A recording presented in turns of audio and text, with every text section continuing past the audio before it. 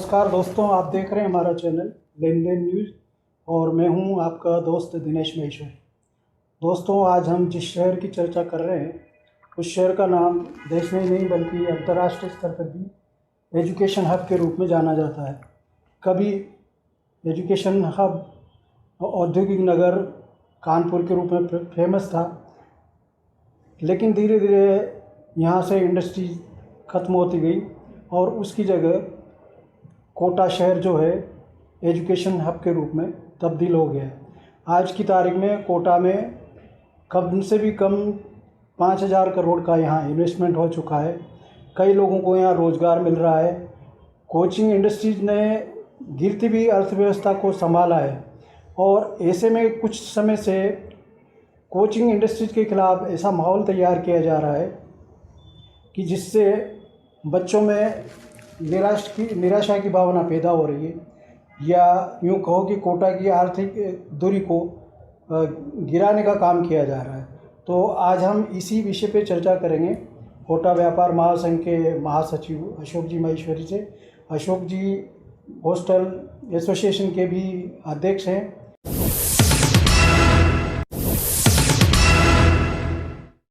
तो अशोक जी, ज़रा हमारे दर्शकों को बताएं कि कोटा में जो आज की तारीख में है कितना इन्वेस्टमेंट हो चुका है और कितने करोड़ की ये कोचिंग इंडस्ट्रीज है, कितने लोगों को रोज़गार दे रही है। दिनेश जी, जैसा आपने कहा कि औद्योगिक नगरी के रूप में जो प्रसिद्धि कोटा ने पाई थी 70 और 80 के दशक में, उसको धीरे धीरे उसमें कई कारण ऐसे आए। कई औद्योगिक इकाइयाँ बंद हो गई और बड़े बड़े उद्योग यहाँ से पलायन कर गए, बंद कर गए। हजारों की तादाद में बेरोजगार हो गए लोग। तो वो सब चीज़ों को एक हमने साइड ट्रैक करके कोटा में पुनः औद्योगिक माहौल भी बनाने का प्रयास किया। और सबसे बड़ा जो कोटा में हमने पिछले 20 सालों में जो अचीवमेंट किया है, जो कोटा की यहाँ के कोचिंग के संचालकों द्वारा, यहाँ के हॉस्टल व्यवसायियों द्वारा जो एक माहौल पूरे देश में क्रिएट किया गया, वो उससे कोटा की प्रसिद्धि देश विदेश में हुई। और कोचिंग के हब के रूप में कोटा आज अपनी अलग से पहचान पूरे देश में, पूरे विश्व में बनाए हुए हैं। इसके पीछे हम ये भी कहेंगे कि लाखों बच्चों को रिजल्ट के देने के माध्यम से आज उनको बड़े बड़े पदों पर IIT और डॉक्टर्स बनाकर पूरे विश्व में, पूरे देश में आज वो अपनी सेवाएं प्रदान कर रहे हैं। वो एक सबसे बड़ा कारण रहा है, क्योंकि हमने यहाँ रिजल्ट दिए हैं और वो निश्चित रिजल्ट बहुत ही पॉजिटिव रहे हैं और उसी ने कोटा की साख बनाई है। साथ ही जो यहाँ पे कारोबार बढ़ता गया, जो यहाँ पे बच्चों का आवागमन बढ़ता गया, यहाँ हम लोगों ने इतनी अच्छी व्यवस्थाएं की है। यहाँ पे जिस तरह से आज 3 से 3,500-4 हज़ार हॉस्टल कोटा में जो 2 लाख बच्चों की कैपेसिटी रखते हैं, साथ ही अपने PG सिस्टम, जो एक बेहतरीन PG सिस्टम है, जो यहाँ के कोचिंग क्षेत्रों में जो मकान बनाए हैं मकान मालिकों ने इन्वेस्ट करके और बच्चों के लिए रहने की और अच्छे रूम्स बनाए, उसकी सहूलियत है। ऐसी सहूलियत पूरे इंडिया में कहीं भी नहीं है, कहीं भी इस तरह का माहौल नहीं है। और उसको लेकर आज जिस तरह से हम लोग आगे बढ़ रहे हैं, लेकिन इस प्रतिस्पर्धा को मान लें या कोटा को बदनाम करने की साजिश को मान लें, अब ये चीज़ें जो जिस तरह से कोटा में कोटा की छवि को वार्मक प्रचार के माध्यम से बदनाम किया जा रहा है, कोटा की कोचिंग इंडस्ट्रीज को क्षति पहुंचाने का एक बहुत बड़ा प्रयास किया गया। और उसके लिए कहीं इस तरह का माहौल बनाया गया टीवी में, इलेक्ट्रॉनिक्स मीडिया के माध्यम से, सोशल मीडिया के माध्यम से। तो उसको हम लोगों ने यही माना है कि ये कोटा के प्रति एक बहुत गहरी साजिश है, जिससे कोटा की छवि खराब हो और छवि धूमिल करने का जो प्रयास किया जा रहा है, उसको लेकर हम लोग सब चिंतित हैं। आज जो इंडस्ट्रीज इन्वेस्टमेंट में जो भी लोग थे उन सब ने अपना निवेश, अपना मूवमेंट पूरा आज इस फील्ड में कर लिया। और यहाँ पे कम से कम 5 लाख लोगों का डायरेक्ट इनडायरेक्ट रोजगार इससे जुड़ा हुआ है। बिल्कुल। और कोटा की आर्थिक दूरी से हम माने कि चाहे कोई सा भी व्यवसाय ले लें हम, चाहे हम बिल्डिंग मटेरियल ले लें, इलेक्ट्रॉनिक्स ले लें, बुक सेलर ले लें, सैनिटरी ले लें, हर व्यवसाय में इस व्यवसाय से जुड़ा हुआ है। अब इन सब चीज़ों को देखकर जिस तरह की ये प्रक्रिया चल रही है, अब इन प्रक्रिया को, इन भ्रामक प्रचारों को लेकर राजस्थान गवर्नमेंट ने पूरी अलग से गाइडलाइन सिर्फ कोटा के सिर्फ कोटा राजस्थान कोटा कोचिंग के लिए बनाई है। अब पूरे इंडिया में जब दूसरी कोचिंग है उन पे ये गाइडलाइन नहीं है, और यहाँ पे अगर कठोर गाइडलाइन बना दी जाएगी तो यहाँ के कोचिंग संचालक जो अब लग ही रहा है कि वो दूसरे स्टेट की तरफ मूवमेंट कर रहे हैं, अगर वो मूवमेंट कर लेते हैं और यहाँ पे कोचिंग की स्थिति खराब होती है तो यहाँ जो 5,000-6,000 करोड़ का इन्वेस्टमेंट जो यहाँ पे हॉस्टल व्यवसाय में, पीजी में यहाँ के लोगों ने लोन ले लेके, कर्जे लेकर एक अच्छा जरिया कमाई का जो कमाने का और रोज़गार का बनाने जा रहे थे, उसके माध्यम से अपने ऋण चुकाने थे, उसके माध्यम से लोगों को रोज़गार देना था, वह सब चीज़ें एक तरह से परेशानी होती हमें आती दिख रही है। नेगेटिव छवि बनाने से बहुत कुछ नुकसान यहाँ का हो रहा है और इससे आगे भी बड़ा नुकसान होने की संभावना है। इस नुकसान की आशंका को देखकर हम सब लोग इस भ्रामक प्रचार को रोकने के लिए पूरा कोटा एकजुट है, और पूरा कोटा की ये आज एक माहौल बन चुका है कि हम इस जो भ्रामक प्रचार है उसको किस तरह से रोकें, और उसके लिए भरपूर हमारे द्वारा प्रयास किए जा रहे हैं। वास्तविकता में अगर देखा जाए तो ऐसा कुछ भी नहीं है। ये एक कोटा के खिलाफ, कोटा कोचिंग के खिलाफ, कोटा का जो शैक्षणिक माहौल है उसके खिलाफ एक साजिश है। ऐसा पूरे इंडिया के अगर हम लोग जो आज जिस चीज़ का हवाला देके कोटा को बदनाम किया जाता है उसमें तो पूरे इंडिया में अगर आप कर्नाटक और आंध्रा और महाराष्ट्र इनकी पूरी गणना करें तो हम लोग कहीं भी उसमें स्टैंड नहीं करते। इसका सबसे बड़ा कारण मानसिक संताप है। ये मानसिक संताप का है, न कोई यहाँ की व्यवस्थाएं, न यहाँ की कोचिंग, न यहाँ की स्टडी। कहने का मतलब एक कोचिंग संस्थान इसके लिए किसी भी हद तक जिम्मेदार कोई इसके लिए पूरे कोटा के कोई लोग जिम्मेदार नहीं है। आप अगर यहाँ पे देखें तो हम लोग बच्चों को सर्विस देने के नाम से, कोटा में कोचिंग के नाम से पूरी व्यवस्था, पूरी सर्विस दी जाती है।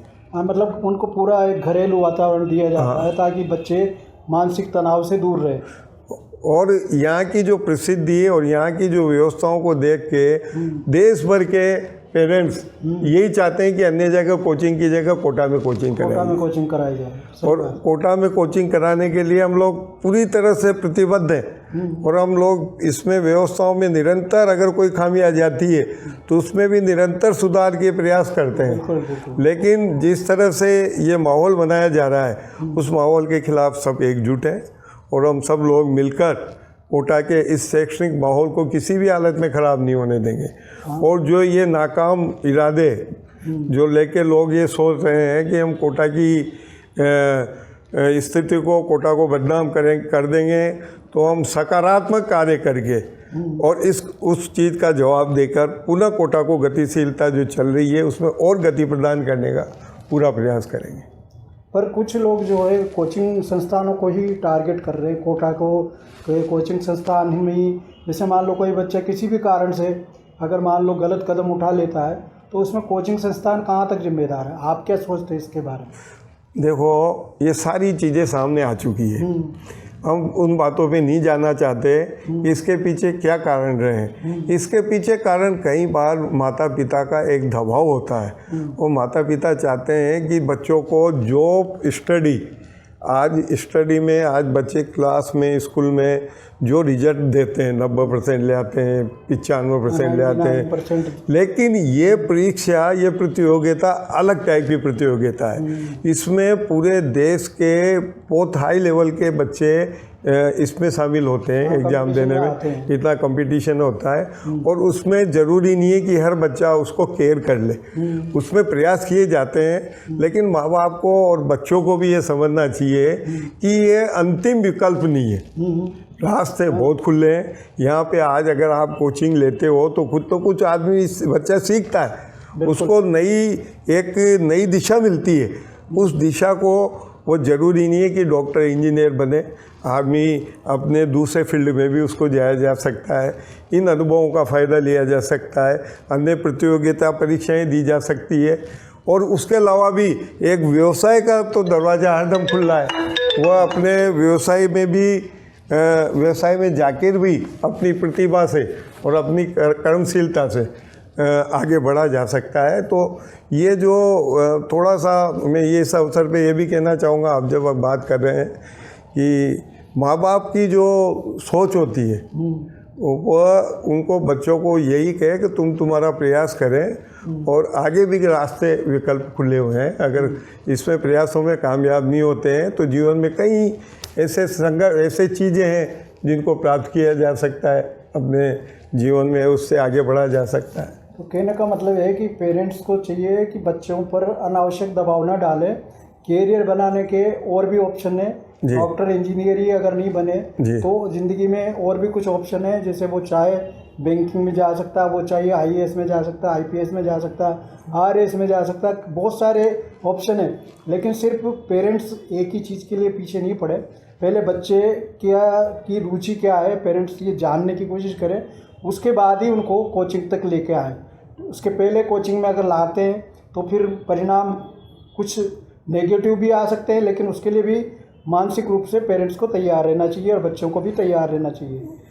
बिल्कुल, मेरा यही कहना है कि पेरेंट्स सबसे पहली बात तो है कि बच्चे की रुचि जाने। हाँ बिल्कुल सही बात। और उससे बार बार भाई तेरे को अगर मान लो इस मैटर पे रुचि नहीं है, तू प्रोग्रेस नहीं कर पा रहा है, तो वो अन्य कई ऑप्शन है, उन ऑप्शनों का उपयोग ले। लेकिन वह अगर बच्चे की रुचि नहीं है, वो ये समझे कि मुझे तो इसको डॉक्टर इंजीनियर IITN बनाना है, इसको विदेश भेजना है, इसको MBA कराना है, वह उसकी क्षमता पे डिपेंड करता है। इस अनावश्यक दबाव से जो मानसिक संताप बच्चा फील करता है उसमें ये फील करता है कि मैं इन पैरामीटर्स में खरा नहीं उतर रहा, तो वो एक डिप्रेशन की अवस्था में कई तरह के गलत कदम उठा बैठता है। तो हम यही चाहेंगे, सबसे बड़ी जो सीख है और सबसे बड़ी जो बच्चा बात मानता है या जो गाइडलाइन मार्गदर्शन मानता है वो माँ बाप का मानता है। बिल्कुल। और हाल ही में जो जिला प्रशासन ने और राज्य सरकार ने जो गाइडलाइन जारी की है कोचिंग संस्थानों के लिए, वो भी एक तरह से बच्चों के भविष्य के साथ एक खिलवाड़ी कहा जाएगा, क्योंकि बीच में अभी टेस्ट बंद करा दिए। अब टेस्ट बंद करा दिए तो उससे ही क्या होगा कि बच्चों को अपना पढ़ाई का स्तर कैसे मालूम पड़ेगा कि मैंने क्या सीखा और कितना मैं कवर कर पाया। इसलिए बच्चों के भी अभी फिर से डिमांड आई है कि भाई कोचिंग में टेस्ट शुरू होने चाहिए, और वास्तव में मेरे ख्याल से शुरू भी करा दिए होंगे।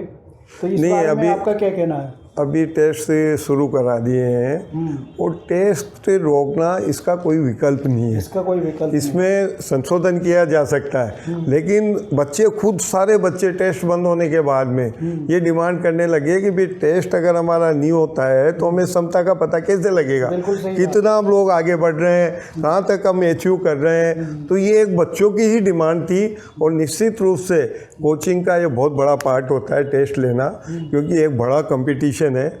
इस कंपटीशन में सफलता हासिल करना कोई छोटी मोटी बात नहीं है। इसमें सफलता हासिल करने के लिए कई मार्गों से, कई संघर्षों से गुजरना पड़ता है और तब जाके ये मंजिल हासिल की जाती है।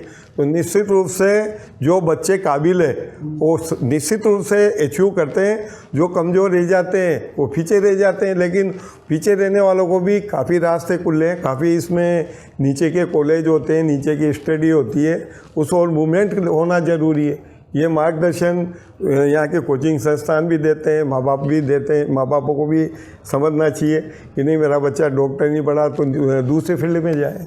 तो ये सब चीज़ें देखते हुए आज हमारी यही सोच है कि कोटा की कोचिंग एक बेस्ट विकल्प है, बच्चों के लिए बहुत ही सार्थक है और निश्चित रूप से इसके लिए कोटा में बहुत संघर्ष किया है, बहुत प्रयास किया है और आज हम तब जाके इस मुकाम पे जिस मुकाम हमने हासिल किया है उस मुकाम को जो लोग चाहते हैं कि हम इसको आसानी से इस मुकाम को आगे बढ़ने से रोक देंगे, उनके गलत इरादों को हम लोग सफल नहीं होने देंगे।